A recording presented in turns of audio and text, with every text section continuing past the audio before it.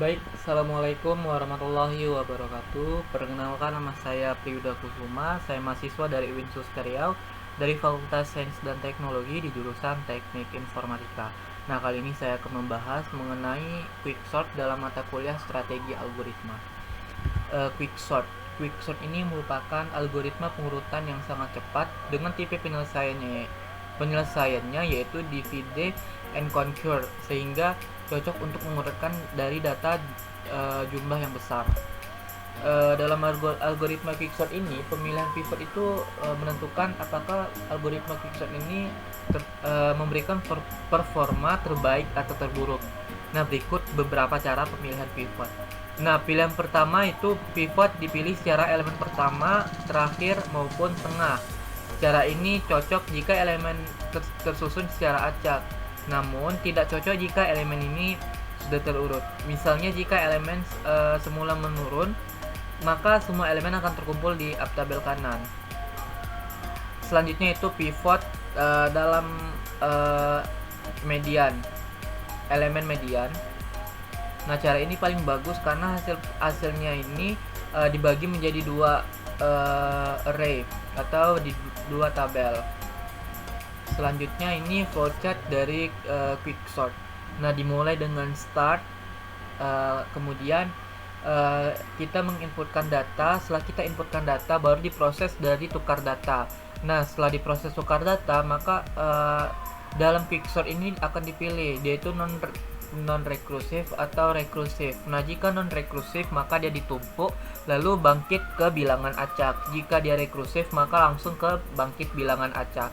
Selanjutnya itu setelah bangkit di bilangan acak langsung kita urutkan. Nah, proses urut. Nah, sebelum diurut yaitu bernilai dalam contoh kasus saya yaitu 34, 95, 17, 5, 14, 9, dan 25. Sesudah diurutkan maka menjadi 5, 9, 14, 17, 25, 34, dan 95. Setelah diurutkan baru finish, baru diakhiri finish dan selesai. Selanjutnya ini set a code dari quicksort. Ini untuk metode quicksort dan ini untuk metode partisi. Karena dalam quicksort ini mempunyai dua metode, yaitu quicksort dan partisi. Selanjutnya ini merupakan kompleksitas waktu dari kasus terbaik. Nah, untuk penyelesaian persamaan recurrence dari yang di atas, yaitu Tn sama dengan 2T dalam kurung N dibagi 2 ditambah Cn dalam kurung 2 dikali 2 dalam kurung 2T dalam kurung N bagi 4 tambah Cn dibagi 2 ditambah Cn sama dengan menghasilkan 2 yang di luar ini dikali dengan yang di dalam, maka menghasilkan 4T dalam kurung N bagi 4 tambah 2Cn. Nah, selanjutnya ini 4 dalam kurung 2 ditambah 2T dalam kurung N dibagi 8 tambah Cn dibagi 4 ditambah 2Cn sama dengan menghasilkan 4 yang di 4 di luar itu dikalikan dengan 2 yang di dalam, maka menghasilkan 8T dalam kurung N dibagi 8 tambah 3Cn sampai dengan seterusnya. Maka kita simpulkan 2 pangkat K ditambah N dibagi 2 pangkat K ditambah KCN, yang dimana K ini merupakan konstanta. Nah, persamaan terakhir dapat diselesaikan karena basis rekursif adalah ketika N dikurang 1. Nah, N dibagi 2 di pangkat K sama dengan 1. K sama dengan pangkat 2 log N. Tn sama dengan N tambah N T dalam kurung 1 tambah Cn pangkat 2 log N sama dengan Na tambah Cn pangkat 2 log N sama dengan 0 N dalam kurung N pangkat 2 log N. Sehingga untuk kompleksitas waktu dalam kasus terbaik untuk minimumnya yaitu 2T dalam kurung N bagi 2 tambah Cn sama dengan Na tambah Cn pangkat 2 log N sama dengan 0 O dalam kurung N pangkat 2 log N. Selanjutnya ini untuk kompleksitas waktu kasus terburuk, yaitu atau bisa disebut juga dengan worst case, yang dimana kompleksitas waktu pengurutannya yaitu Tn sama dengan Cn tambah T dalam kurung N kurang 1 sama dengan Cn tambah C dalam kurung N kurang 1 tambah T dalam kurung N kurang 2 sama dengan Cn tambah C dalam kurung N kurang 1 tambah C dikali N kurang 1 dalam kurung N kurang 1 dalam kurung N kurang 2 tambah T N kurang 3 sama dengan Cn tambah C dalam kurung N kurang 1 tambah C dalam kurung N kurang 2 tambah C N kurang 3 dalam kurung N kurang 3 sampai dengan seterusnya ditambah C2. Nah, T1 N ini kita permisalkan 1 sama dengan Cn tambah N kurang 1 tambah N kurang 2 tambah N kurang 3 sampai dengan seterusnya tambah 2 tambah A. C dalam kurung N kurang 1 dalam kurung N kurang 2 dibagi 2 tambah A. Cn pangkat 2 dibagi 2 tambah Cn bagi 2 tambah A kurang C sama dengan O dalam kurung N pangkat 2. Sehingga untuk kompleksitas waktu kasus terburuk minimumnya yaitu sama dengan T dalam kurung N kurang 1 tambah Cn log N sama dengan O dalam kurung N pangkat 2. Nah, untuk kompleksitas waktu dalam kasus rata-rata atau bisa disebut juga dengan average case, yang dimana kasus ini terjadi ke pivot ini dipilih secara acak dari elemen. Nah, dan peluang setiap elemen ini dipilih menjadi pivot yang sama. Kompleksitas waktunya adalah T AVG dalam kurung N, yang dimana AVG itu average sama dengan O dalam kurung N pangkat 2 log N.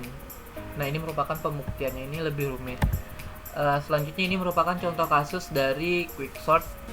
Yang pertama itu contohnya itu terdapat sebuah array A dengan nilai acak 34, 95, 17, 5, 14, 9, dan 25. Nah, maka nilai low-nya itu 0 dan high-nya itu 6 dan dilakukan partisi.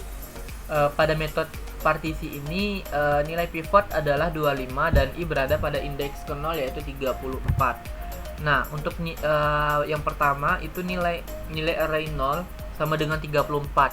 Karena 34 ini tidak lebih kecil dari 25, yang dimana 25 ini sebagai pivot, maka posisi I ini tidak bergeser. Tidak dilakukan pertukaran antara array 0 dengan array 0. Selanjutnya yang kedua yaitu nilai array pertama yaitu 95.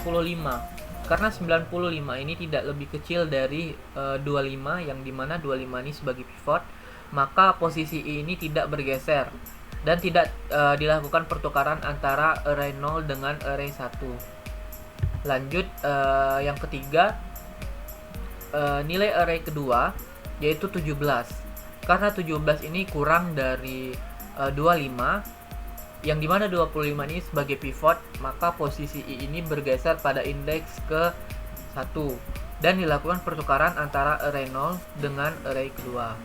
Lanjut, nilai array ketiga yaitu 5. Karena 5 ini lebih kecil dari 25, maka posisi I bergeser pada indeks kedua dan dilakukan pertukaran antara array pertama dengan array ketiga. Lanjut, yang kelima, array keempat itu 14. Karena 14 ini lebih kecil dari 25, yang mana 25 ini sebagai pivot, maka posisi I ini bergeser pada indeks ketiga dan dilakukan pertukaran antara array kedua dengan array keempat. Lanjut, yang keenam itu nilai array kelima yaitu 9. Karena 9 ini lebih kecil dari 25, yang dimana 25 ini sebagai pivot, maka posisi I bergeser pada indeks keempat dan dilakukan pertukaran antara array ketiga dan array kelima. Selanjutnya yang ketujuh itu perulangan berhenti karena sebelumnya sudah dibandingkan dengan pivot. Nah, kemudian nilai array I ini kan 34.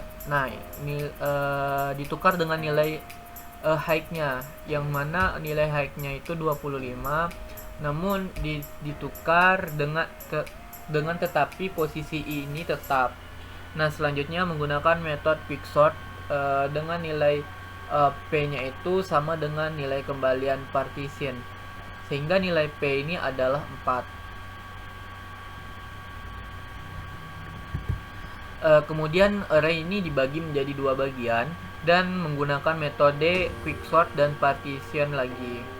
Karena pada array sebelah kiri ini nilai low-nya 0 dan height-nya itu 3, sedangkan pada array sisi kanan nilai low-nya itu 5 dan height-nya itu 6. Selanjutnya dalam posisi P bernilai 25, pada sisi kiri dan kanan masih belum sesuai, maka perlu dilakukan metode quicksort lagi. Nah, lanjut, pada sebelah kanan itu terdapat dua elemen array yang dimana nilai i itu kan lebih besar daripada nilai pivot, maka posisi i tetap dan tidak terjadi perulangan, namun ditukar dengan array i dengan array high karena jumlah panjang arraynya hanya 2. Lanjut, yang ke-12 itu namun pada sisi kiri masih perlu dibanding dengan pivot, seperti langkah sebelumnya yang sudah kita lakukan, karena 14 itu lebih besar dari 9, yang dimana 9 itu merupakan menjadi pivot, maka perulangan berhenti dan nilai i ditukar dengan nilai high. Lanjut, ini merupakan tampilannya, yaitu di sebelah kiri i-nya sebelumnya itu 17, maka dia itu bertukar dengan nilai high, yang mana nilai high-nya itu 9. Nah, sekarang i-nya itu 9, high-nya itu 17, dan 17 ini sebagai pivot dan array i yang i ini tetap.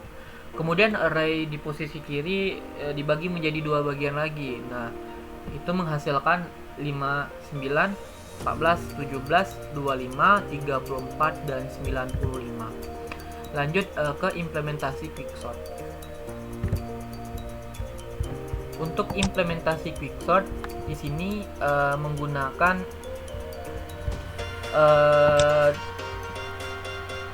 dua metode, yaitu quicksort dan partition.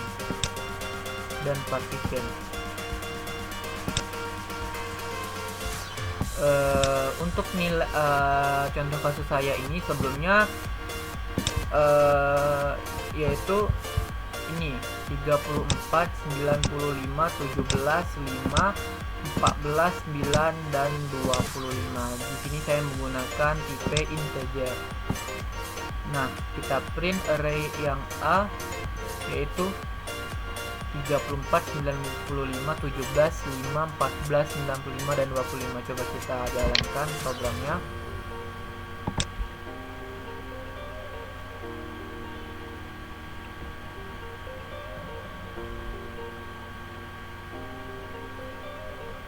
Nah, maka muncul array A, yaitu 34, 95, 17, 5, 14, 9, dan 25 menghasilkan setelah diurutkan yaitu 5, 9, 14, 17, 25, 34, dan 95.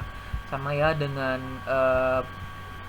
PowerPoint sebelumnya, 5, 9, 14, 17, 25, 34, dan 95. Baik, mungkin cukup sekian yang dapat saya sampaikan. Mohon maaf apabila ada kesalahan. Terima kasih buat kawan-kawan semua sudah menonton. Saya akhiri. Assalamualaikum warahmatullahi wabarakatuh.